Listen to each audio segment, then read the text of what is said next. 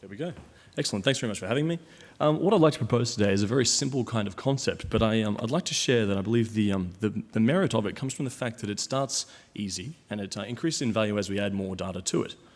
Fundamentally, I'd like to propose that we make a map. And on the map, I'd like to show the fire stations, and then I'd like to show the emergency departments and the police stations. And fundamentally, the idea will be that you search for a location where you happen to live or have a business, and you'd like to see which is my fire station, which is my ambulance bay, where's my police station. What we're going to do then is we're going to calculate the driving distances and the times you should expect to get to and from such a station. On its own, that's not very interesting. That's actually just sort of informational. It's stuff you could probably get without doing much homework yourself. And from the government's perspective, it's also informational. It's the same kind of thing you could achieve with a pamphlet or with a list of locations of the things. This is already out there. It gets interesting when we add some data. What we would like to do is we'd like to turn this into an understanding of the performance of your local station. It's going to be about the response times and comparing how long it should have taken to get to an emergency versus how long it really took. What we need to accomplish that is we need the station boundaries. We would like to show some non-localised historical response times to begin with. This is just to sort of ease in to the side of what data might be available. When we've got that, we'd like to simplify the performance of any given station, whether it's a police station or an ambulance or whatever, just a simple letter grade. Something that everyone can readily understand and say, how's my local one doing? Am I in a good place? Am I safe?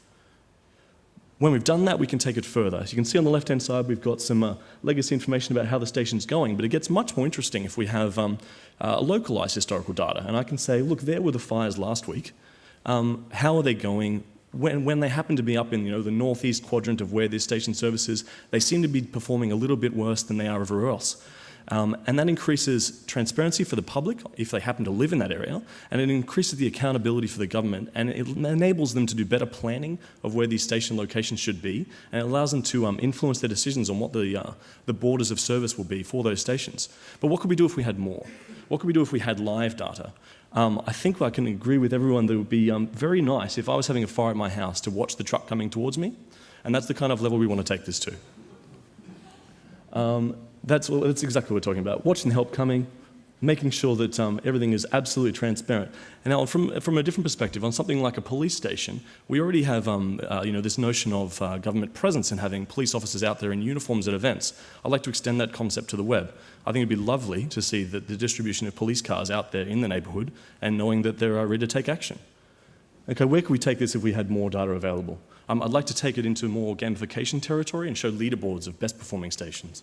I'd like to monitor the distribution of resources in an emergency situation.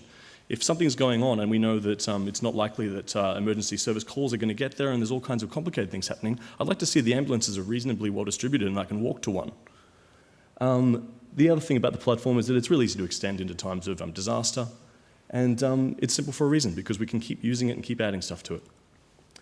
Fundamentally, I just wanted to say that we're a technology shop and we know how to make this sort of stuff, and we want to do this in a way that continues to be helpful to everyone else.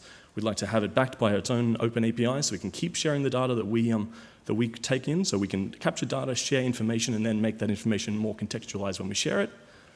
Thank you.